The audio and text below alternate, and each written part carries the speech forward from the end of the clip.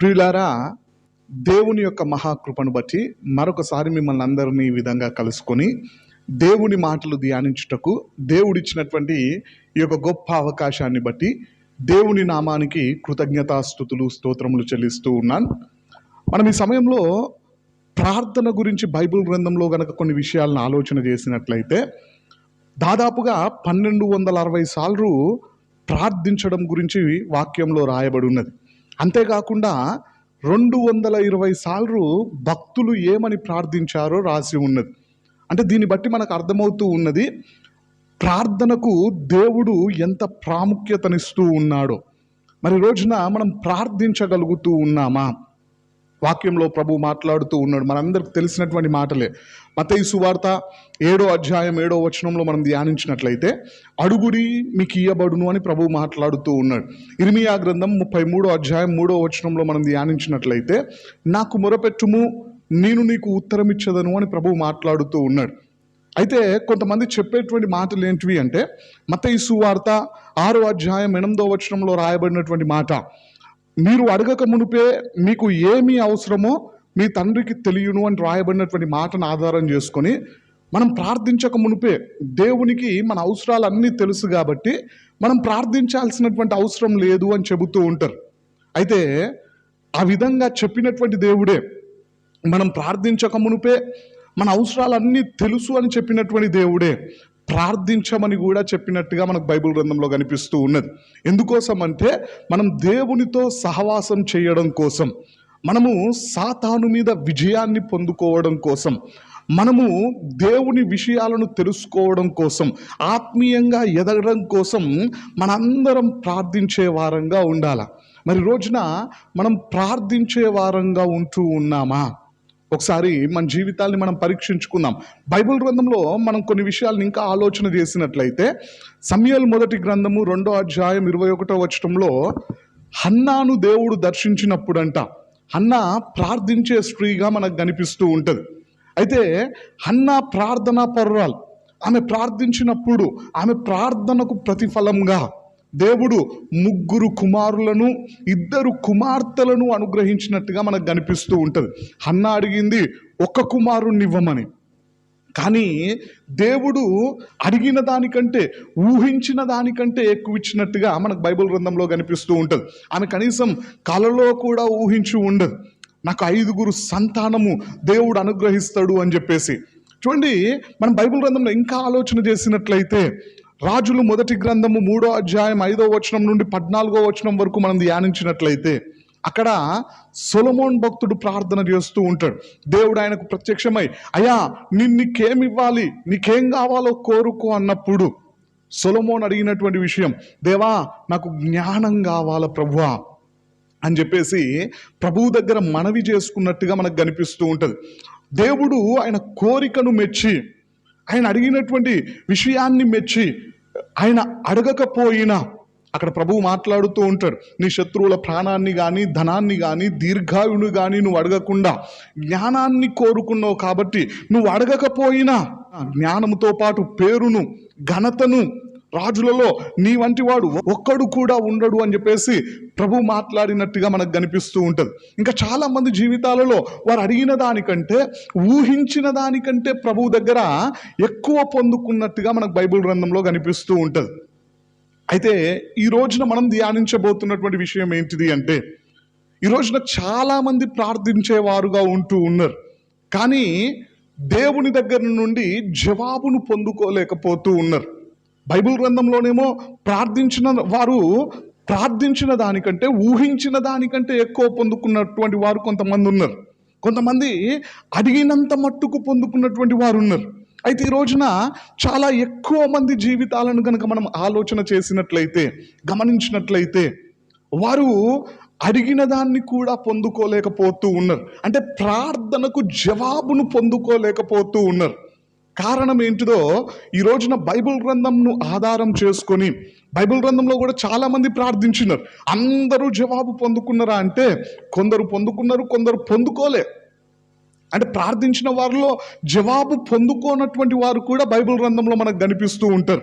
వాళ్ళని ఆధారం చేసుకొని దేవుడు వారికి ఎందుకు జవాబు ఇవ్వలేదో, మనం తెలుసుకున్నట్లయితే ఈ రోజున వారిలో ఉన్నటువంటి లక్షణాలు మనలో ఉన్నట్లయితే మన ప్రార్థనకు కూడా జవాబు రాదు. అందుకే యెషయా గ్రంథం 59వ అధ్యాయం మొదటి 2 వచనాల్లో ప్రభు మాట్లాడుతూ ఉంటాడు, రక్షింపనేరకయుండునట్లు యెహోవా హస్తము కురచ కాలేదు, విననేరకయుండునట్లు ఆయన చెవులు మందము కాలేదు, మీ దోషములు మీకును మీ దేవునికిని అడ్డుగా వచ్చను అని వ్రాయబడి ఉంటుంది. 2వ వచనంలో మనం ధ్యానించినట్లయితే మనం చేస్తున్నటువంటి పాపములంతా దేవుని ముఖాన్ని మరి కనిపించకుండా కప్పేస్తూ ఉన్నట్లుగా రాయబడి ఉంటుంది. అందుకే దేవుడు మన ప్రార్థన ఆలకించట్లేదు అని చెప్పేసి వాక్యంలో ప్రభు మాట్లాడుతూ ఉన్నాడు.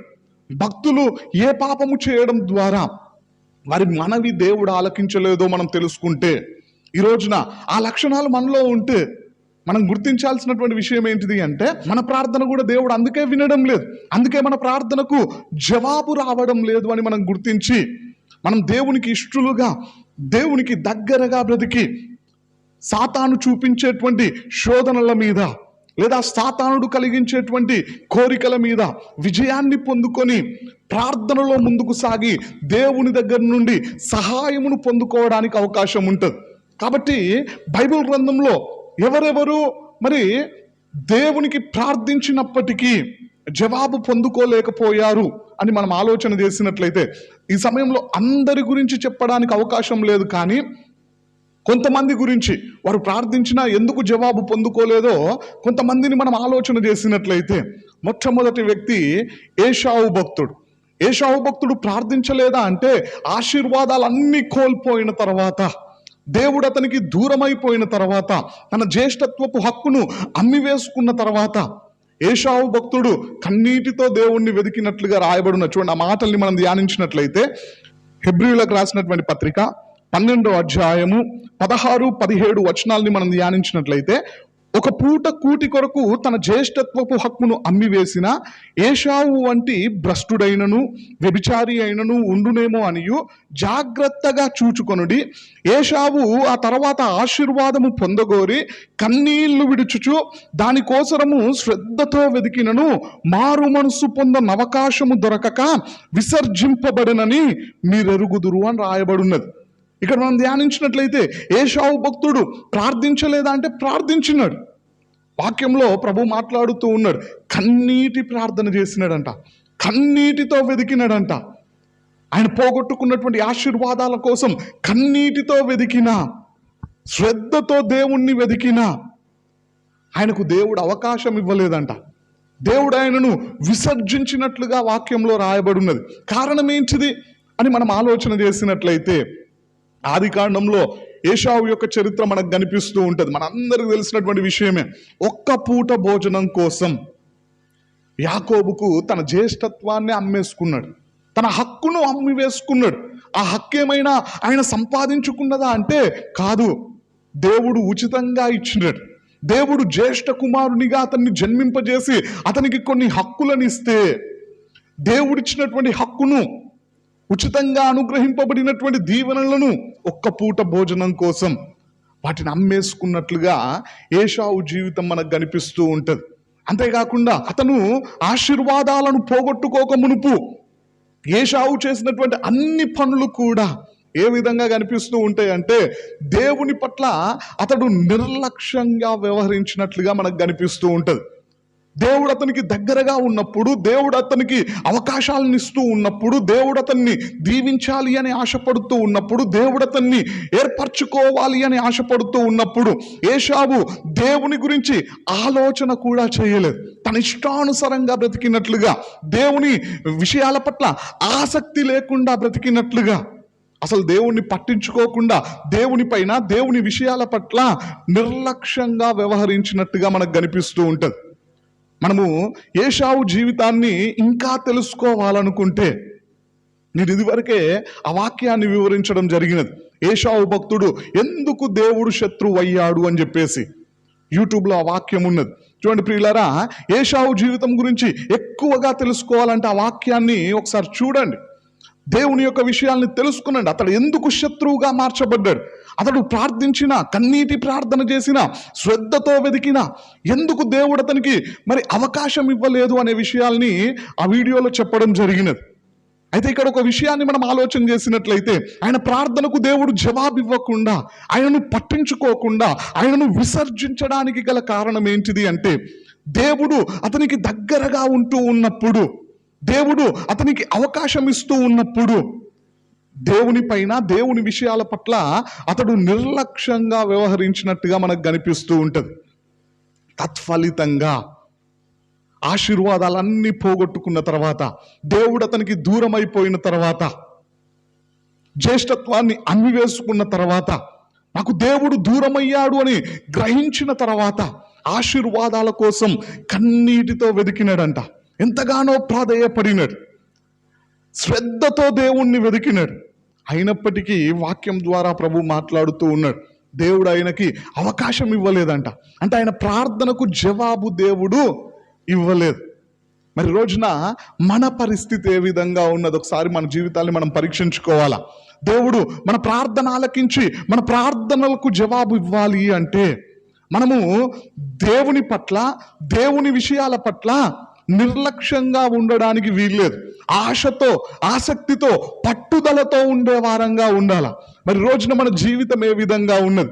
మనం దేవుని విషయాల పట్ల ఆసక్తిని కనుపరుస్తూ ఉన్నామా, నిర్లక్ష్యంగా జీవిస్తూ ఉన్నామా? ఈ రోజున చాలా మంది దేవుని విషయాల పట్ల నిర్లక్ష్యంగా ఉంటూ ఉంటారు. అదే లోక విషయాల పట్ల ఎంత ఆసక్తిని కనుపరుస్తారంటే మనం మాటల్లో కూడా వివరించలేం. చూడండి, మనము దేవునికి ఎంత విలువిస్తూ ఉన్నాం, దేవుని విషయాలకు ఎంత విలువిస్తూ ఉన్నాం, ఈ లోక సంబంధమైన విషయాలకు ఎంత విలువిస్తూ ఉన్నాం. ఒకసారి మన జీవితాన్ని మనం పరీక్షించుకోవాలండి. ఉదాహరణకి, మనం ఆఫీస్కి వెళ్ళాల్సినటువంటి టైంకే వెళ్ళిపోతాం. లేట్గా వెళ్తామా అంటే అస్సలు వెళ్ళాం. ఎందుకంటే మనకు తెలుసు, లేట్గా వెళ్తే మన పై ఉన్నటువంటి అధికారి మనల్ని గద్దించడానికి అవకాశం ఉంటుంది, లేదా మనల్ని ఉద్యోగం నుండి తొలగించడానికి కూడా అవకాశం ఉంటుంది. కాబట్టి మనం జాగ్రత్తగా వ్యవహరిస్తూ ఉంటాం. స్కూల్కి వెళ్ళే పిల్లలు కూడా టైం ఫాలో అవుతూ ఉంటారు. కానీ చాలామంది విశ్వాసులు ఈ రోజున ప్రార్థనకు టైం ఫాలో అవుతారా అంటే అవ్వరు. బైబిల్ గ్రంథంలో భక్తులు టైం ఫాలో అయినట్టుగా మనకు కనిపిస్తూ ఉంటుంది. దావీదు భక్తుడు దినమునకు 7 సార్లు దేవుణ్ణి స్తుతించే వ్యక్తిగా ఉన్నాడు. దానియేలు భక్తుడు దినమునకు 3 సార్లు ప్రార్థించే వ్యక్తిగా ఉన్నాడు. అని చూడండి, వాళ్ళందరూ కూడా ఈ సమయం నేను దేవునికి సమర్పించుకుంటూ ఉన్నా, ఏది ఏమైనా రోజుకు ఇంత సమయం నేను దేవునితో సహవాసం చేస్తా, నేను దేవునితో గడుపుతా అన్నట్టుగా భక్తుల జీవితం మనకు బైబిల్ గ్రంథంలో కనిపిస్తూ ఉంటుంది. ఈ రోజున మన జీవితం ఆ విధంగా ఉన్నదా?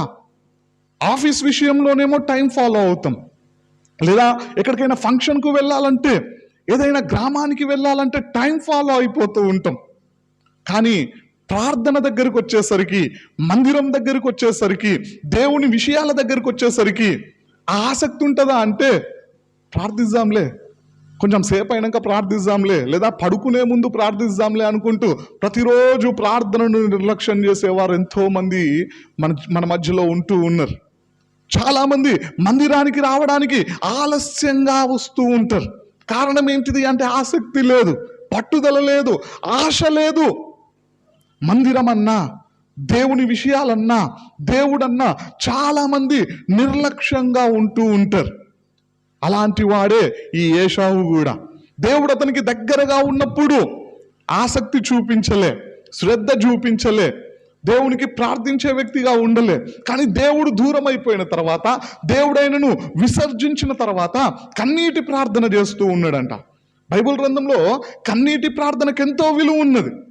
రాజులు 2వ గ్రంథం 20వ అధ్యాయంలో హిజ్కియా రాజు కన్నీటి ప్రార్థన చేస్తే 15 సంవత్సరాల ఆయుష్ను దేవుడు పొడిగించినాడు. కానీ ఇక్కడ ఏశావు కన్నీటి ప్రార్థన చేస్తే కనీసం దేవుడు పట్టించుకోలే. మరి రోజున మన పరిస్థితి ఏ విధంగా ఉన్నది? మనము చూపించాల్సినటువంటి సమయంలో ఆసక్తి చూపించకుండా, చెయ్యాల్సినటువంటి సమయంలో భక్తి చెయ్యకుండా, అవకాశాలన్నీ పోయిన తర్వాత, ఒక మాటలో చెప్పాలంటే దేవుడు మనకు దూరమైన తర్వాత నువ్వెంత భక్తి చేసినా, నువ్వెంత ఆసక్తి చూపించినా, నువ్వెంత పట్టుదలను కనుపరిచినా, నువ్వెంత గోజాడినా, నువ్వెంత కన్నీరు కార్చినా నీ ప్రార్థన దేవుడు వినడానికి అవకాశం ఉండదు. ఈ రోజున నీ ప్రార్థన దేవుడు వినడం లేదు అంటే మొదటి కారణం ఏశావు భక్తుని జీవితం నుండి మనం ఆధారం చేసుకొని తెలుసుకున్నట్లయితే నిర్లక్ష్యం. ఒకవేళ మనలో దేవుడన్నా దేవుని విషయాలన్నా నిర్లక్ష్యం ఉన్నదా? ఒకసారి మన జీవితాన్ని మనం పరీక్షించుకుందాం. చూడండి ప్రియులారా, బైబిల్ గ్రంథంలో ప్రార్థించినప్పటికీ జవాబును పొందుకోనటువంటి మరొక వ్యక్తి ఎవరు అంటే రాజు అయినటువంటి సౌలు.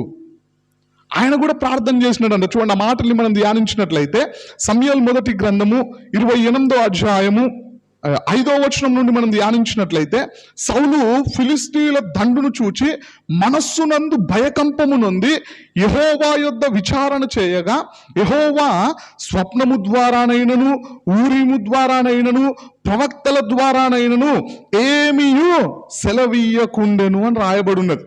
ఇక్కడ మనం ధ్యానించినట్లయితే సౌలు రాజు కూడా ప్రార్థన చేస్తూ ఉన్నాడు. ఫిలిష్తీయులు దండెత్తుకొని యుద్ధానికి వస్తూ ఉన్నప్పుడు సౌలు రాజు భయపడిపోయి వెంటనే దేవునికి ప్రార్థన చేస్తూ ఉన్నాడు. దేవా, మరి నేను యుద్ధానికి వెళ్ళన్నా వెళ్ళొద్దా?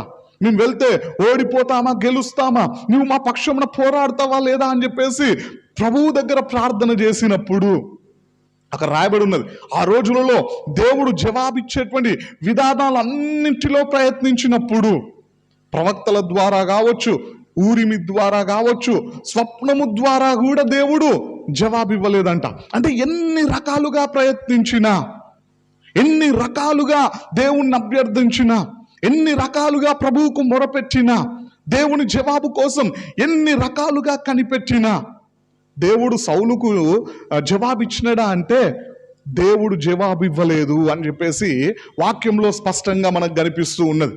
కారణం ఏంటిది? ఇన్ని రకాలుగా ప్రయత్నించినా ఎందుకు జవాబు ఇవ్వలేదు అంటే సౌలు రాజు జీవితాన్ని మనము గమనించినట్లయితే మనకు అర్థమవుతుంది. సమూయేలు మొదటి గ్రంథం 15వ అధ్యాయంలో దేవుడు మాట్లాడినాడు. సమూయేలు ప్రవక్తను పంపించి సౌలు రాజుతో, అయ్యా, నువ్వు అమాలేకుల మీదకి వెళ్ళి కనికరం అనేది చూపించకుండా నీ కంటికి కనిపించే ప్రతిదాన్ని నాశనం చేసి తిరిగిరా అంటే దేవుని మాటకు లోబడినడా అంటే లోబల్లే.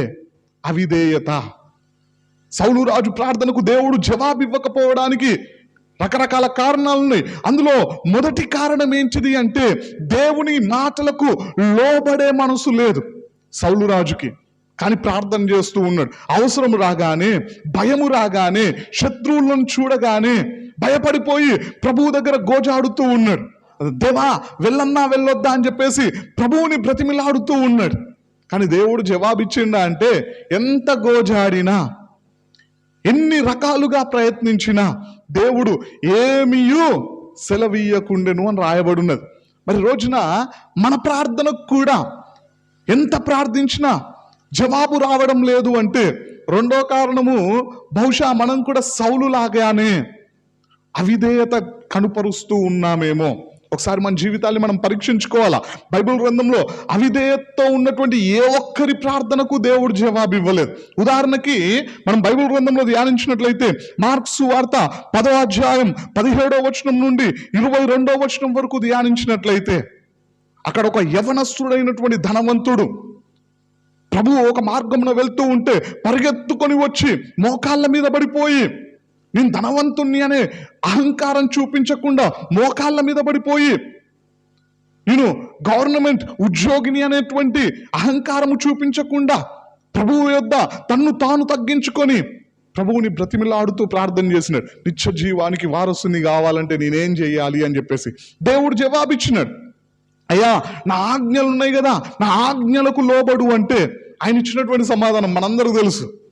బాల్యము నుండే లోబడుతున్న ప్రభువా అని చెప్పేసి చెప్పినాడు. అప్పుడు ప్రభువు చెప్పినటువంటి మాట, నీకు ఒక్కటే కొదువగా ఉన్నది, అన్నింటికీ లోబడుతూ ఉన్నావు, ఒక్క మాటకు మాత్రము లోబడడం లేదు.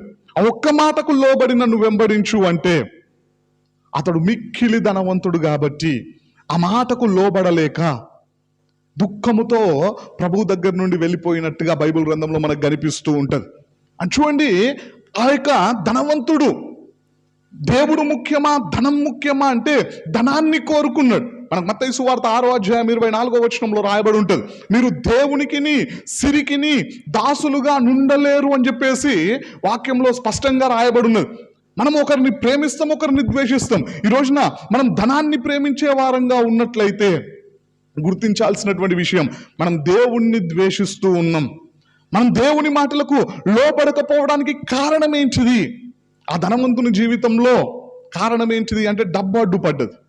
కొందరు జీవితాలలో మనుషులు అడ్డుపడుతూ ఉంటారు దేవుని మాటలకు లోబడకుండా.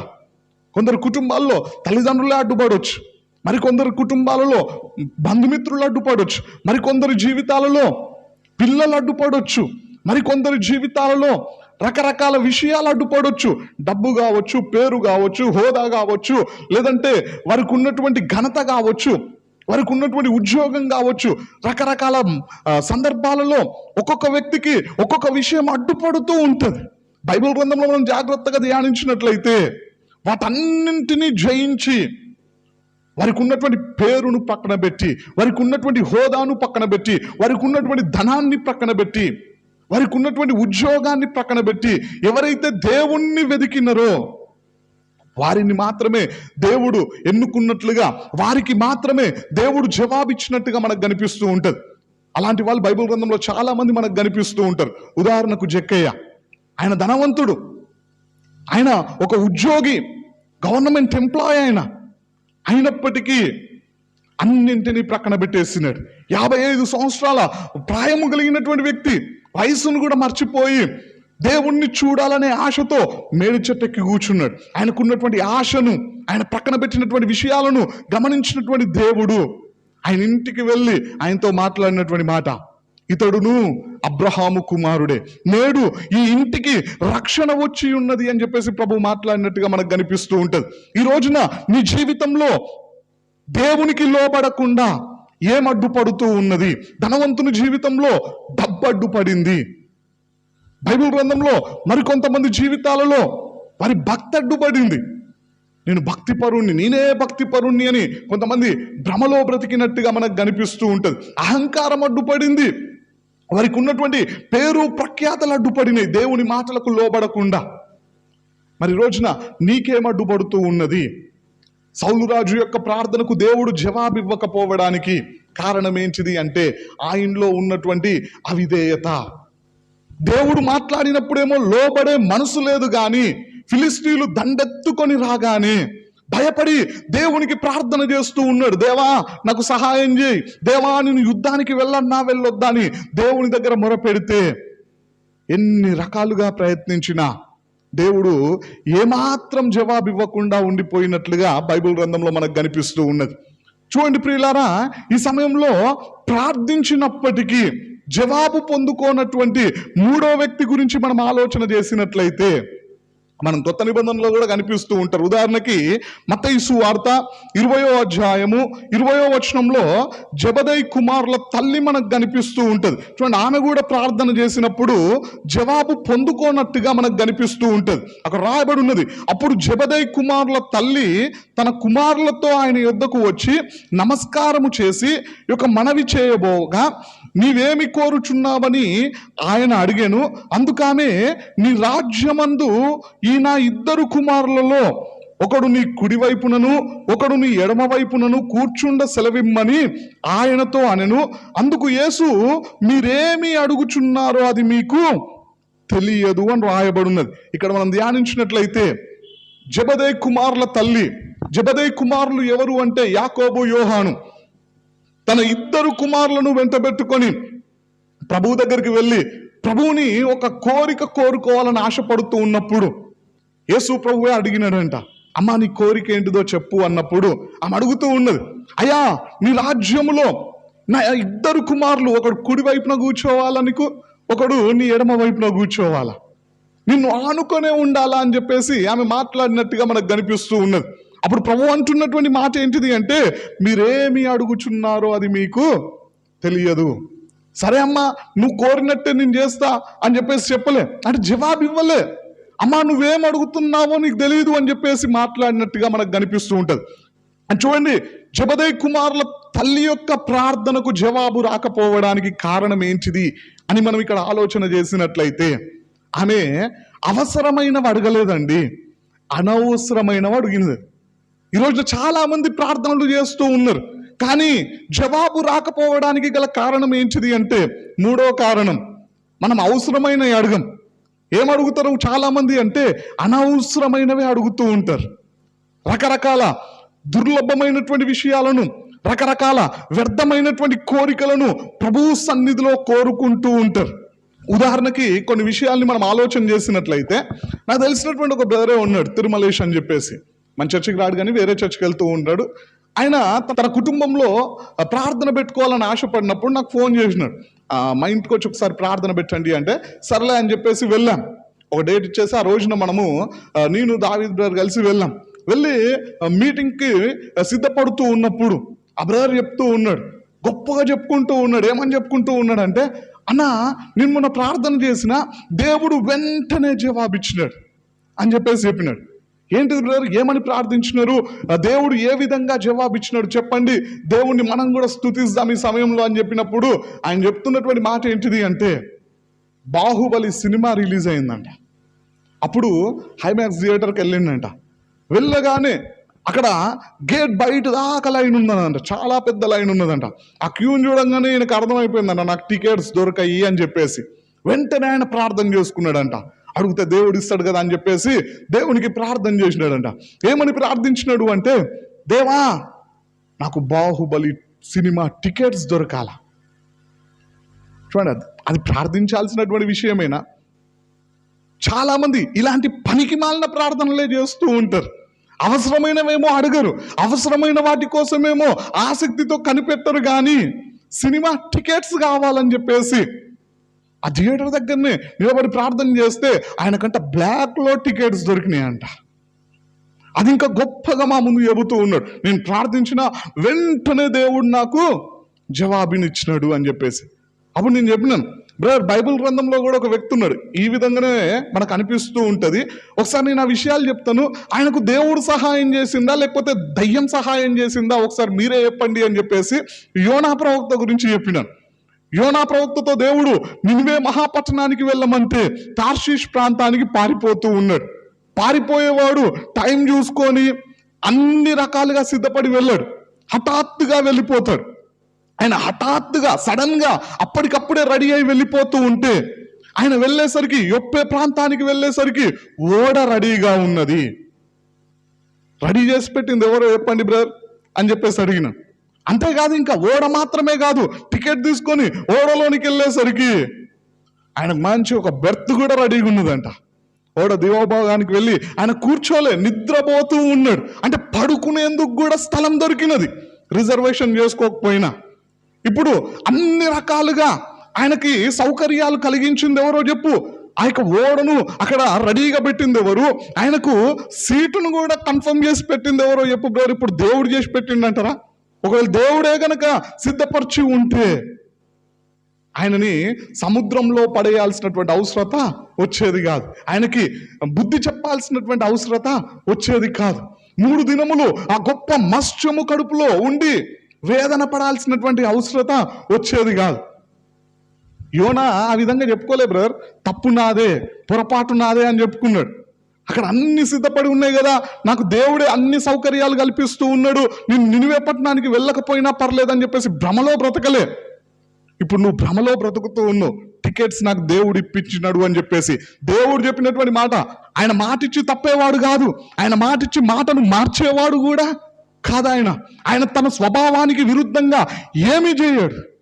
ఆయన ఖచ్చితంగా ఒక ఆజ్ఞ ఇచ్చినాడు, వ్యర్థమైన వాటిని చూడొద్దు అని చెప్పేసి. దేవుడు పనికి మాలిన విషయాలను చూడొద్దు అని ఖచ్చితంగా చెప్పిన తర్వాత నువ్వు పనికి మాలిన సినిమాను చూడడానికి వెళ్తే దేవుడు టికెట్ ఇప్పించిండు అని చెప్పేసి ఆ నిందని ఇంకా దేవుని మీద మోపితే నీకు శిక్ష వస్తుంది బ్రదర్ అని చెప్పినాను. ఆ టికెట్స్ ఇప్పించింది ఎవరో ఇప్పుడు చెప్పు బ్రదర్ అని చెప్పేసి చెప్తే తలదించుకున్నాడు. అని చూడండి, చాలా మంది ఇదే విధంగా సినిమా టికెట్స్ కోసమో లేదంటే మరొకటి పనికి మాలిన విషయాల కోసము దేవుని దగ్గర గడుపుతూ ఉంటారు. అవసరమైన వాటి కోసమేమో కనిపెట్టరు, అవసరమైన వాటి కోసమేమో దేవుని దగ్గర గోజాడరు, ఆత్మీయంగా ఎదిగే విషయాల కోసం దేవుని సహాయాన్ని అభ్యర్థించరు. కానీ పనికి మాలిన విషయాల కోసం అయితే పట్టుదలతో ప్రార్థన చేస్తూ ఉంటారు. నేను ఒకసారి ఒక చర్చికి వెళ్ళి ప్రార్థనలో గడుపుతూ ఉన్నప్పుడు ఒక బ్రదర్లే సాక్ష్యం చెబుతూ ఉన్నాడు. ఏమని చెబుతూ ఉన్నాడంటే, ఆయన దేవుని మందిరానికి వచ్చినటువంటి కొత్తలో ప్రార్థన చేసుకునేటోడంట. ఆ సమయంలో మానేసినాడు. ఆయనకు వాస్తవం తెలిసిన తర్వాత మానేసినాడు. కానీ ఆయన మందిరానికి వచ్చినటువంటి కొత్తలో ఏమని ప్రార్థన చేసుకున్నట్టు అంటే అతడు దొంగగా బ్రతుకుతూ ఉన్నాడంట. ఆయన అనుకున్నాడంట, ప్రార్థన చేస్తూ ఉన్నాడంట, దేవా నేను దొంగతనానికి వెళ్తూ ఉన్నా, నా పని కనుక సక్సెస్ అయితే అందులో నీకు దశంభాగం ఇస్తాను ప్రభు అని ప్రార్థన చేసినాడంట. ఆ డబ్బును దేవుడు కోరుకుంటాడా? ఆ డబ్బును దేవుడు అంగీకరిస్తాడా? అసలు దొంగతనం చేయమని బైబిల్లో ఉందా అంటే లేదు. దొంగతనం చేస్తే, ఆజ్ఞను అతిక్రమిస్తే దేవుని శిక్ష, దేవుని ఉగ్రత, చివరికి నరకమే వారికి గతి. దేవుడు వారికి శత్రువు అవ్వడానికి అవకాశం ఉంటుంది. కానీ ఆ బ్రదర్కి తెలియనప్పుడు ప్రార్థన చేసినాడంట. ఏమని ప్రార్థన చేసినాడంటే, నేను దొంగతనానికి వెళ్తున్నాను ప్రభువా, నాకు సహాయం చేయని చెప్పేసి. అని చూడండి, చాలా మంది ఇలాంటి పిచ్చి పిచ్చి ప్రార్థనలే చేస్తూ ఉంటారు. చాలా మంది స్టూడెంట్స్ కూడా ప్రార్థన చేస్తూ ఉంటారు. యవనస్తులు ఏమని ప్రార్థన చేస్తారు అంటే, దేవా నా యవన కాలంలో నీ కాడిని మోస్తా అని ప్రార్థన చేయరు. దేవా నన్ను ఆత్మీయంగా ఎదిగించు ప్రభు అని ప్రార్థించరు. దేవా నాకు నీ వాక్యాన్ని నేర్పించు ప్రభు అని ప్రార్థించరు. లేదా స్టడీస్లో నాకు మంచి జ్ఞానం ఇవ్వు ప్రభువా, చదవాలనే ఆశనివ్వు ప్రభువా అని చెప్పేసి ప్రార్థించరు. ఏమని ప్రార్థిస్తారంటే, ఎగ్జామ్ హాల్లోకి వెళ్ళిన తర్వాత ప్రార్థన చేస్తారు. దేవా నేను కాపీ కొడుతూ ఉన్నా, నన్ను ఎవ్వరు పట్టుకోవద్దు. కాపీ కొట్టమని దేవుడు చెప్పిండా? మోసం చేయమని దేవుడు చెప్పిండా? చెప్పలే. అని చూడండి, చాలా మంది అవసరమైనవేమో అడగరు, కానీ అనవసరమైన విషయాల్ని దేవుని దగ్గర ప్రార్థించేవారు ఎక్కువ మంది మనకు కనిపిస్తూ ఉంటారు. అందుకే నీ ప్రార్థనకు దేవుడు జవాబు ఇవ్వట్లేదు. ఒకవేళ నీకు జవాబు వస్తే ఆ దేవుడు ఇచ్చిండు అనుకుంటే అది నీ పొరపాటు, నీ భ్రమ. అలాంటి పనికి మాలిన విషయాలకు జవాబిచ్చేది ఎవరు అంటే సైతాన్ గాడు. వాడు నిన్ను భ్రమలో పెట్టి దేవునికి దూరం చేస్తూ ఉన్నాడు. ఇక్కడ జెబెదయి కుమారుల తల్లి వెళ్ళి ప్రభువు దగ్గర ప్రాధేయపడుతూ ఉన్నది. దేవా నా ఇద్దరు కుమారులలో ఒకరిని కుడి ప్రక్కన కూర్చోబెట్టుకో, ఒకరిని ఎడమ ప్రక్కన కూర్చోబెట్టుకో అంటే దేవుడు జవాబిచ్చినాడా అంటే ఆమెతో మాట్లాడినటువంటి మాట, అమ్మా నువ్వేమడుగుతున్నావో నీకు తెలియదు అని చెప్పేసి ఆమెకు దేవుడు జవాబిచ్చినాడు. అంతేగాని సరే అమ్మా నువ్వు అడిగినట్టే చేస్తా, లేదా నీ ప్రార్థనకు జవాబిస్తా అని చెప్పేసి ప్రభు మాట్లాడలే. ఆమె అడగాల్సినటువంటి విషయం ఏంటిది అంటే అవసరమైంది, దేవా నా కుమారులను లేదా నా కుటుంబాన్ని నీ రాజ్యంలోనికి చేర్చు ప్రభు అంటే బాగుండేది. అది అవసరమైంది. కానీ అనవసరమైనది అడుగుతూ ఉన్నది ఆమె. ఈ రోజున మన పరిస్థితి ఏ విధంగా ఉన్నది? మనం అవసరమైనవి అడుగుతూ ఉన్నామా, అనవసరమైన వాటిని అడుగుతూ ఉన్నామా? బైబిల్ గ్రంథంలో ప్రభు స్పష్టంగా చెప్పినాడు. ఫిలిప్పీలకు రాసినటువంటి పత్రిక 4వ అధ్యాయం 19వ వచనంలో రాయబడి ఉంటుంది, దేవుడు తన ఐశ్వర్యము చొప్పున క్రీస్తు యేసు నందు మహిమలో మీ ప్రతి అవసరమును తీర్చును. అనవసరమైన వాటిని అన్నింటినీ తీర్చును అని లేదు, అవసరాన్నే దేవుడు తీరుస్తాడంట. దేవా నాకు ఇప్పుడే ₹1,00,000 ఇచ్చేసాయి, ₹1,00,00,000 ఇచ్చేసాయి, నన్ను కోటీశ్వరుని చేసేసాయి అని చెప్పేసి పిచ్చి పిచ్చి కోరికలు కోరుకుంటే నీ కోరికల్ని దేవుడు తీర్చాడు. నీకు డబ్బు కావాలంటే నువ్వు కష్టపడి సంపాదించాలా. నీ కష్టానికి తగ్గ ప్రతిఫలాన్ని దేవుడు అనుగ్రహిస్తాడు. నువ్వు కష్టపడడానికి కావలసినటువంటి ఆరోగ్యాన్ని అడుగు, దేవుడు ఇస్తాడు. మంచి ఉద్యోగాన్ని అడుగు, దేవుడు ఇస్తాడు. అంతేగాని నేను కష్టపడను ప్రభువా, కూర్చున్న దగ్గరనే నాకు అన్నీ వచ్చేయాలి అంటే అలాంటి ప్రార్థనలకు దేవుడు జవాబు ఇవ్వడండి. మరి రోజున మన పరిస్థితి ఏ విధంగా ఉన్నది? ఇక్కడ జెబెదయి కుమారుల తల్లిని మన ముందు పెట్టి ప్రభు మాట్లాడుతూ ఉన్నాడు. ఈ రోజున చాలా మంది ప్రార్థనలకు జవాబు రాకపోవడానికి గల కారణాలలో ఒక కారణం ఏంటిది అంటే వారు అవసరమైనవి అడగడం లేదు, అనవసరమైన విషయాలపైన దృష్టి పెడుతూ ఉన్నారు. మరి రోజున మన పరిస్థితి ఏ విధంగా ఉన్నది? ఒకసారి మన జీవితాన్ని మనం పరీక్షించుకుందాం. ఏషావు ప్రార్థనకు దేవుడు జవాబు ఇవ్వలే, కారణం ఆయనలో దేవుని విషయాల పట్ల నిర్లక్ష్యంగా వ్యవహరించినాడు కాబట్టి. సౌలు రాజు ప్రార్థనకు దేవుడు జవాబు ఇవ్వలే, కారణం ఆయన దేవుని మాటలకు లోబడడం లేదు కాబట్టి. ఇక్కడ జెబెదయి కుమారుల తల్లి ప్రార్థనకు దేవుడు జవాబు ఇవ్వలే, కారణం ఆమె అవసరమైంది కాకుండా అనవసరమైన వాటిని దేవుని దగ్గర అడిగినది కాబట్టి. ఈ సమయంలో 4వ విషయాన్ని మనం ఆలోచన చేసినట్లయితే వాక్యంలో ఆ మాటలు కూడా మనకు కనిపిస్తూ ఉంటాయి. చూడండి, మార్క్స్ సువార్త 8వ అధ్యాయం 22వ వచనం నుండి 26వ వచనం వరకు మనం ధ్యానించినట్లయితే అక్కడ బెత్సయిదా ప్రాంతం వాళ్ళు మనకు కనిపిస్తూ ఉంటారు. బెత్సయిదా ప్రాంతం వారు ప్రభువు దగ్గరికి ఒక గుడ్డివాణ్ణి తీసుకొని వచ్చి ప్రభువుని ప్రాధేయపడుతూ అడుగుతూ ఉంటారు, అయ్యా ఇతన్ని బాగు చేయండి, ఇతనికి కనుదృష్టిని కలిగించండి ప్రభువా అని చెప్పేసి ప్రభువు దగ్గర మొరపెట్టినప్పుడు అక్కడ దేవుడు చేసినటువంటి పని ఏంటిది అంటే ఆ గుడ్డివాణ్ణి చేయబట్టుకున్నాడంట, ఊరి బయటికి తీసుకొని వెళ్ళినాడంట, ఊరి బయటనే ఆయనను స్వస్థపరిచినాడంట. స్వస్థపరిచిన తర్వాత ప్రభువు చెప్పినటువంటి ఒక భయంకరమైనటువంటి మాట ఏంటిది అంటే అక్కడ రాయబడిన చూడండి 26వ వచనంలో మనం ధ్యానించినట్లయితే, అప్పుడు యేసు నీవు ఊరిలోనికి వెళ్ళవద్దని చెప్పి వాణ్ణి పంపివేశాను అని రాయబడినది. చూడండి, ఆయన్ని ప్రభు దగ్గరికి తీసుకొని వచ్చింది ఎవరు అంటే ఆ గ్రామస్తులే, బెత్సయిదా ప్రాంతం వాళ్ళే తీసుకొని వచ్చినారు. కానీ ప్రభు ఆ వ్యక్తిని స్వస్థపరిచిన తర్వాత ఆయనతో చెప్తున్నటువంటి మాట ఏంటిది అంటే నువ్వు ఈ ఊర్లోనికే వెళ్ళొద్దని చెబుతూ ఉన్నాడు. అంటే బెత్సయిదా ప్రాంతం వాళ్ళు దేవునికి మొరపెడితే అక్కడ వారి ప్రార్థన దేవుడు విన్నడా అంటే వినలే. వారి కోసం కాదు కానీ, వారి ప్రార్థన కోసం కాదు కానీ, ఈ వ్యక్తికి అవసరమైనటువంటి స్వస్థతను దేవుడు చేయడానికి సిద్ధపడి వారి ముందు చేయడం కూడా దేవుడు ఇష్టపడకుండా వారి మధ్యలో నుండి ఆ వ్యక్తిని బయటికి తీసుకొని వచ్చేసి అతన్ని బాగు చేసి అతనికి కనుదృష్టిని కలిగించి ఆ వ్యక్తితో ప్రభు మాట్లాడుతూ ఉన్నాడు, నువ్వు మళ్ళీ ఈ ఊరిలోనికి వెళ్ళొద్దు. కారణం ఏంటిది? వారు అంతమంది ప్రార్థించినా దేవుడు వారికి జవాబు ఇవ్వకపోవడానికి కారణం ఏంటిది? వారి కళ్ళ ముందట కనీసం దేవుడు అద్భుతం చేయకపోవడానికి కారణం ఏంటిది అని మనం ఆలోచన చేసినట్లయితే మనందరికీ తెలిసినటువంటి విషయమే. వారందరూ ఎన్నో అద్భుతాలను చూసినారంట. దేవుడు ఎక్కువగా అద్భుతాలు చేసినటువంటి ప్రాంతాలలో ఒక ప్రాంతం ఏంటిది అంటే బెత్సయిదా ప్రాంతం. మత్తయి సువార్త 11వ అధ్యాయం 20-21 వచనాల్లో మాటలు మనకు కనిపిస్తూ ఉంటాయి. దేవుడు ఎక్కువ అద్భుతాలు ఆ ప్రాంతంలో చేసినాడంటే ఎక్కువ సార్లు బెత్సయిదా ప్రాంతానికి వెళ్ళినాడు. యేసుక్రీస్తు ప్రభు వారు ఎక్కువ సార్లు వెళ్ళినాడంటే ఎక్కువ సార్లు అక్కడ దేవుని మాటలు బోధించినాడు. ఎన్నిసార్లు వాక్యం చెప్పినా, ఎన్నిసార్లు హెచ్చరించినా, ఎన్నిసార్లు గద్దించినా, ఎన్ని అద్భుతాలను వాళ్ళ కళ్ళ ముందు చేసినా వాళ్ళలో విశ్వాసం లేదు. అవిశ్వాసులుగానే జీవిస్తూ ఉన్నారు. వాళ్ళలో మారు మనసు లేదు. వారు దేవునికి ఇష్టలుగా బ్రతకడం లేదు.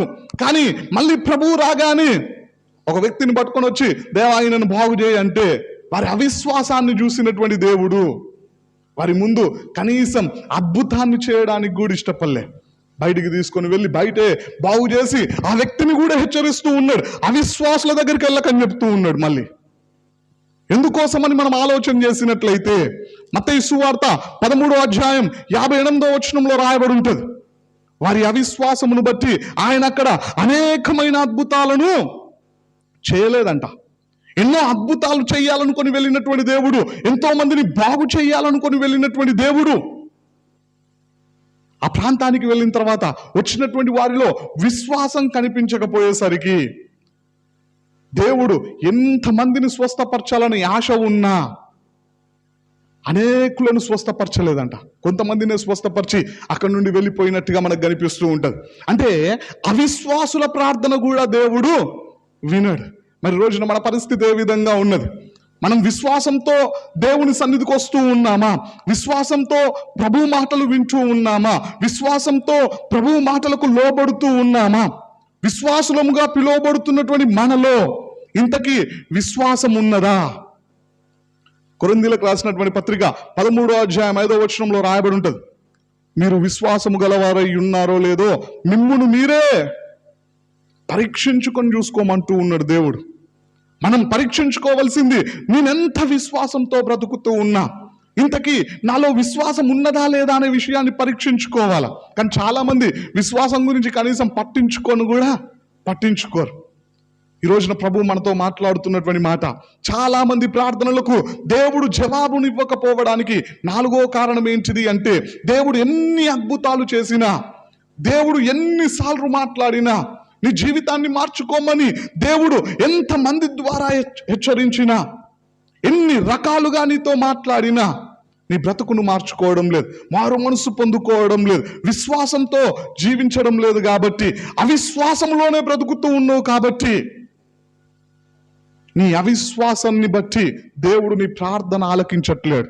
మరి రోజున మన పరిస్థితి ఏ విధంగా ఉన్నది ఒకసారి ఆలోచించండి. మనం ప్రార్థిస్తూ ఉన్నాం, బాగానే ఉన్నది, కానీ విశ్వాసంతో ప్రార్థిస్తూ ఉన్నామా, అవిశ్వాసంతో ప్రార్థిస్తూ ఉన్నామా? ప్రియులారా, బైబిల్ గ్రంథంలో మనం ధ్యానించినట్లయితే ప్రార్థించినప్పటికీ జవాబు పొందుకోనటువంటి 5వ వ్యక్తిని మనం ఆలోచన చేసినట్లయితే మనకు లూకాసు వార్త 18వ అధ్యాయం 9వ వచనం నుండి 14వ వచనం వరకు మనం ధ్యానించినట్లయితే అక్కడ పరిసయ్యుడు కనిపిస్తూ ఉంటాడు. ఆ పరిసయ్యుడు నిలబడి ప్రార్థన చేస్తూ ఉంటాడు. మనం గమనించినట్లయితే 11వ వచనం నుండి, దేవా, నీవు చోరులను, అన్యాయస్తులను, వ్యభిచారులనైనా ఇతర మనుషుల వలెనైనను ఈ సుంకరి వలెనైనను ఉండనందుకు నీకు కృతజ్ఞతాస్తుతులు చెల్లించుచున్నాను. వారమునకు 2 మార్లు ఉపవాసము చేయుచు నా సంపాదన అంతటిలో 10వ వంతు చెల్లించుచున్నానని తనలో తాను ప్రార్థించుచుండెను. చూడండి, ఆయన చేసినటువంటి ప్రార్థనలో మనకేం కనిపిస్తూ ఉన్నది అంటే గర్వమే కనిపిస్తూ ఉన్నది. నేనే భక్తిపరుణ్ణి, నేనే నీతిమంతుణ్ణి అన్నట్టుగా ఆయన ప్రార్థన చేస్తూ ఉన్నాడు. దేవా, నేను దొంగతనం చేయట్లేదు, నరహత్యలు చేయట్లేదు, వ్యభిచారం చేయట్లేదు, అన్యాయం చేయట్లేదు, ఈ సుంకర్లాగా ఏ పాపం చేయట్లేదు. అంతేకాకుండా నేను వారానికి 2 సార్లు ఉపవాసం ఉంటూ ఉన్నా, నా సంపాదన అంతటిలో 10వ వంతు దశంభాగం కూడా ఇస్తూ ఉన్నాను ప్రభు అని చెప్పేసి భక్తి గర్వంతో ప్రార్థన చేస్తే, ఆ క్రింద సుంకరు కూడా ప్రార్థన చేసినాడు, దేవా, పాపినైన నన్ను క్షమించి రక్షించు అని చెప్పేసి ప్రార్థన చేస్తే ప్రభువు ఇచ్చినటువంటి జవాబులో ఈ పరిసయ్యుని ప్రార్థనకు జవాబు వచ్చినట్టుగా మనకు కనిపించదు. అతనికంటే సుంకరే నీతిమంతునిగా తీర్చబడి ఇంటికి వెళ్ళాడు అని చెప్పినాడు. అంటే పరిసయ్యుడు ఇంకా పాపముతోనే జీవిస్తూ ఉన్నట్టుగా మనకు అర్థమవుతూ ఉన్నది. ఏమిటి ఆయనలో ఉన్నటువంటి పాపము అంటే భక్తి గర్వం. గర్వంతో ప్రార్థన చేస్తే, అహంకారముతో ప్రార్థన చేస్తే మన ప్రార్థన దేవుడు ఆలకించాడు. మరి రోజున మన పరిస్థితి ఏ విధంగా ఉన్నది? సామెతలు గ్రంథం 16వ అధ్యాయం 5వ వచనంలో రాయబడి ఉంటుంది, గర్వంతో ఉన్నటువంటి హృదయాలంట, గర్వ హృదయులందరూ యెహోవాకు హేయులు అని చెప్పేసి రాయబడి ఉన్నది. అంటే గర్వంతో ప్రవర్తించే వారంటే దేవునికి ఇష్టం లేదు. గర్వంతో జీవిస్తున్నటువంటి వారు, అది ఏ గర్వమైనా కావచ్చు, భక్తి గర్వం కావచ్చు, కుల గర్వం కావచ్చు, ధన గర్వం కావచ్చు, ఇంకే గర్వమైనా సరే, గర్వము అనేది మనలో ఉన్నట్లయితే గర్విష్ఠులందరినీ దేవుడు అసహ్యించుకుంటూ ఉన్నాడు. ఇంకా బైబిల్ గ్రంథంలో రాయబడినటువంటి ఒక మాట ఏంటిది అంటే, యాకోబు రాసినటువంటి పత్రిక 4వ అధ్యాయం 6వ వచనంలో, అంతేకాకుండా పేతురు రాసినటువంటి మొదటి పత్రిక 5వ అధ్యాయం 5వ వచనంలో ప్రభువు ఒకే విషయాన్ని తెలియపరుస్తూ ఉంటాడు. అహంకారులను దేవుడు ఎదిరించంట, దీనుల పట్ల దేవుడు కృప చూపిస్తాడంట. అహంకారులు అంటే దేవునికి ఇష్టం లేదండి. అహంకారంతో ప్రార్థన చేస్తే దేవుడు వింటాడా అంటే అస్సలు వినడు. ఈ పరిసయ్యుని ప్రార్థన దేవుడు వినకపోవడానికి గల కారణం ఏంటిది అంటే గర్వం. ఈ రోజున ఏ గర్వమైనా కావచ్చు, పరిసయ్యునిలాగా భక్తి గర్వమే కావచ్చు, లేదంటే నీకున్నటువంటి ధనాన్ని బట్టి గర్విస్తూ ఉన్నావా, ధన గర్వమే కావచ్చు, లేదంటే నీ హోదాను బట్టి గర్విస్తూ ఉన్నట్లయితే ఆ గర్వమే కావచ్చు, నీ ఉద్యోగాన్ని బట్టి గర్విస్తూ ఉన్నావా, లేదంటే ఇంకా దేన్ని బట్టి గర్విస్తూ ఉన్నావు, నీలో గర్వం ఉన్నట్లయితే నీ ప్రార్థన కూడా దేవుడు ఆలకించాడు. ఈ విషయాన్ని మనం గుర్తించాలి. చివరిగా మరొక వ్యక్తి ప్రార్థన చేసినా కానీ దేవుడు ఆ వ్యక్తి ప్రార్థనకు కూడా దేవుడు జవాబు ఇవ్వలేదంట. చూడండి, లూకాసు వార్త 16వ అధ్యాయం 24వ వచనంలో ఆ వ్యక్తి ప్రార్థన చేస్తూ ఉన్నాడు. తండ్రివైన అబ్రహామా, నా యందు కనికరపడి తన వేలి కొనాను నీళ్లలో ముంచిన నాలుకను చల్లార్చుటకు లాజరును పంపుము. నేను ఈ అగ్ని జ్వాలల్లో యాతన పడుచున్నానని కేకలు వేసి చెప్పాను అని రాయబడి ఉన్నది. ఇక్కడ ధనవంతుడు లాజర్ స్టోరీ మన అందరికీ తెలుసు. ధనవంతుడు నరకానికి వెళ్ళిన తర్వాత ప్రార్థన చేస్తూ ఉన్నాడు. లాజర్ని తన వేలి కొనాను నీళ్ళల్లో ముంచి ఒక చుక్క నీళ్ళు ఇచ్చినా సరిపోతుంది, నాకు, నేను ఇక్కడ యాతన పడుతూ ఉన్నాను నరకంలో అని చెప్పేసి ప్రార్థన చేస్తే అక్కడ సాధ్యపడుతుందని అబ్రహాం చెప్పినాడా అంటే, నీకును మాకును మధ్య అగాధం ఉన్నదయ్యా, ఇక్కడ వాళ్ళు అక్కడికి వెళ్ళలేరు, అక్కడి వారు ఇక్కడికి రాలేరు, మేము ఇవ్వలేము, ఒక చుక్క నీటి బొట్టును కూడా నీకు ఇవ్వలేమని చెప్పేసి అక్కడ జవాబు ఇచ్చినట్టుగా మనకు కనిపిస్తూ ఉంటుంది. ఇంకా ఆయన ప్రార్థన చేస్తూ ఉంటాడు. మనం గమనించినట్లయితే 27, 28 వచనంలో మరొక ప్రార్థన చేస్తూ ఉన్నాడు. అప్పుడు అతడు, తండ్రి, అలాగైతే నాకు 5 సహోదరులు ఉన్నారు, వారును ఈ వేదనకరమైన స్థలమునకు రాకుండా వారికి సాక్ష్యం ఇచ్చుటకై నా తండ్రి ఇంటికి వారిని పంపవలనని నిన్ను వేడుకొనుచున్నానని అని రాయబడినది. లాజర్ని పంపించే, అయ్యా నాకు 5 సహోదరులు ఉన్నారు, వారైనా ఇక్కడికి రాకుండా ఉంటారు ఈయన వెళ్ళి సాక్ష్యం చెబితే అంటే, అబ్రహాము చెప్పినటువంటి మాట ఏంటిది అంటే, అక్కడ మోషే ఉన్నాడు, ప్రవక్తలు కూడా ఉన్నారు. మోషే అంటే వాక్యము, ప్రవక్తలు అంటే దేవుని సేవకులు. అప్పుడు ధనవంతుడు మళ్ళీ ప్రార్థన చేస్తూ అంటూ ఉంటాడు, 30వ వచనంలో మళ్ళీ వేడుకుంటూ ఉంటాడు, అతడు తండ్రివైన అబ్రహామా అలాగూ అనవద్దు, మృతులలో నుండి ఒకడు వారి యొద్దకు వెళ్ళిన యెడల వారు మారు మనసు పొందుదురు అని చెప్పాను అని రాయబడి ఉన్నది. అయ్యా వాక్యానికి నా సహోదరులు లోబడరు, అక్కడ ఉన్నటువంటి సేవకులకు కూడా లోబడరు. మృతుల్లో నుండి ఒకడు లేచి వెళ్తే, లాజరు వాళ్ళకి తెలుసు కాబట్టి, లాజరు మరణించాడన్న విషయం తెలుసు కాబట్టి లాజరు వెళ్ళి చెబితే వారు లోబడతారు అంటే, వాక్యానికి లోబడని వాడు, సేవకులకు చెప్పినా లోబడనటువంటి వాళ్ళు, చచ్చిపోయిన వ్యక్తి లేచొచ్చి చెప్పినా లోబడరు. అయినా అది సాధ్యం కాదు అన్నట్టుగా మనకు అబ్రహాము మాట్లాడినట్టుగా మనకు కనిపిస్తూ ఉంటుంది.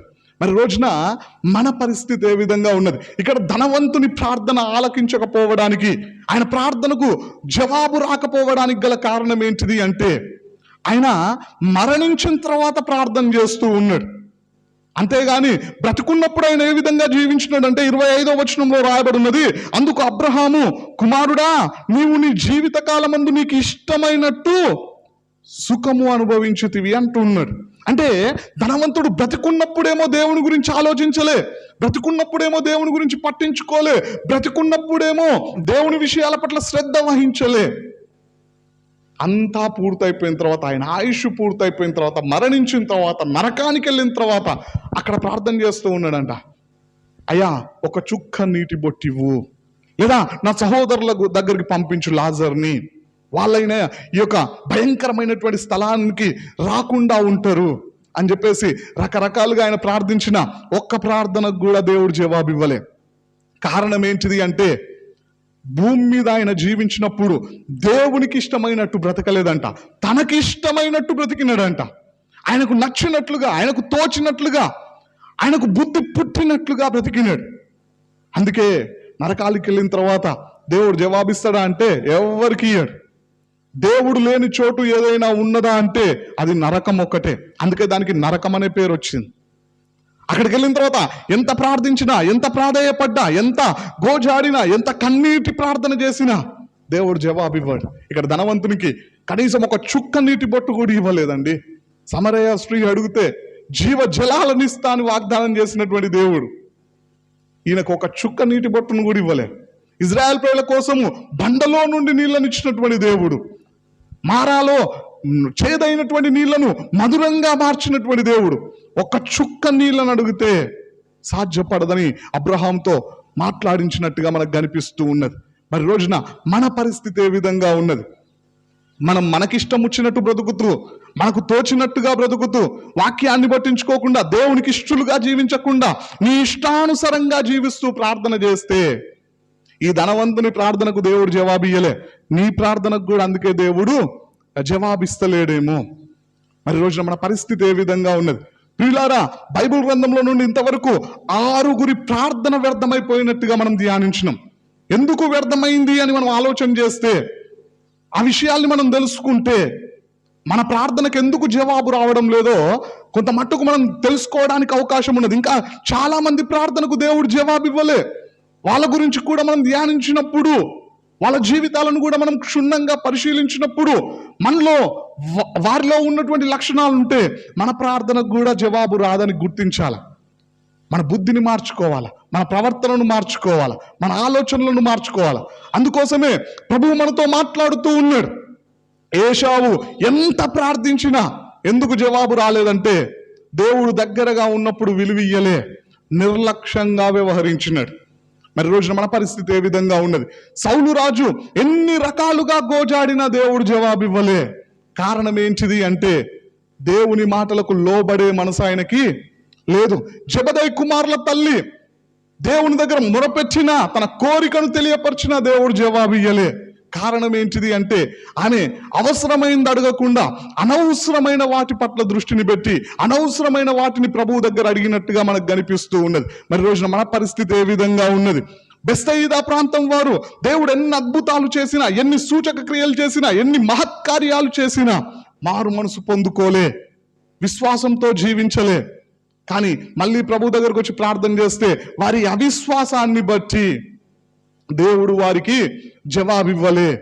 పరిసయ్యుడు ఎంత ప్రార్థించినా, ఎంత దశంభాగం ఇచ్చినా, వారానికి 2 సార్లు ఉపవాసాలున్నా ఆయన ప్రార్థనకు దేవుడు జవాబివ్వలే. కారణం ఏంటిది అంటే దేవునికి దశంభాగాలు ఇస్తూ ఉన్నాడు, దేవుని కోసం ఉపవాసాలు ఉంటూ ఉన్నాడు, కానీ తన బుద్ధిని మార్చుకోలే, తన గర్వాన్ని విడిచిపెట్టలే.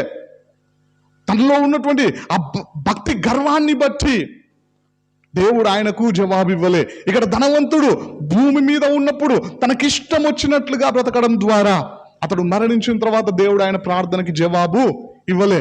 ఈ రోజున నీలో దేవుని విషయాల పట్ల నిర్లక్ష్యం ఉన్నా, దేవుని వాక్యానికి లోబడే మనసు లేకపోయినా, అవసరమైన అడగకుండా అనవసరమైన వాటిని అడుగుతూ ఉన్నా, అవిశ్వాసం మనలో ఉన్నా, గర్వం మనలో ఉన్నా, దేవునికి ఇష్టలుగా బ్రతకకుండా మనిష్టానుసరంగా బ్రతుకుతూ మనం జీవిస్తూ ఉన్నట్లయితే మనం గుర్తించాల్సినటువంటి విషయం, అలాంటి వాళ్లకు దేవుడు జవాబివ్వలే. ఎంత ప్రార్థించినా, కన్నీరు గార్చినా, ఉపవాసాలున్న దేవుడు జవాబివ్వలే. మరి రోజున మన పరిస్థితి ఏ విధంగా ఉన్నది చూడండి. ఇంకా చాలా మంది బైబిల్ గ్రంథంలో మనకు కనిపిస్తుంటారు. ఉదాహరణకి దావీదు భక్తుడు ఉపవాసం ఉండి ప్రార్థన చేసినాడు, బత్షెబాకు పుట్టినటువంటి కుమారుడు బ్రతకాలని చెప్పేసి. జవాబు ఇయ్యలే, ఆ కుమారుడు మరణించినాడు. కారణం ఏంటంటే పాపం. ఇంకా మనం బైబిల్ గ్రంథంలో ధ్యానించినట్లయితే హేరోదు రాజు కూడా దేవుని దగ్గర అడిగినాడు, నా ముందు ఒక అద్భుతాన్ని చేయవా అని చెప్పేసి. ఆయన ప్రార్థనకు దేవుడు జవాబు ఇవ్వలే.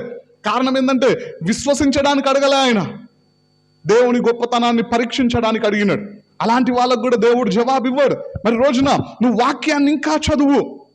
దేవుడు నీ ప్రార్థనకు జవాబు ఇవ్వాలంటే జవాబివ్వని వాళ్ళలో ఉన్నటువంటి లక్షణాలు ఏమున్నాయో తెలుసుకో. ఆ లక్షణాలు నీలో ఉంటే వాటిని విడిచిపెడితే దేవుడు నీ ప్రార్థనకు తప్పకుండా జవాబిస్తాడు.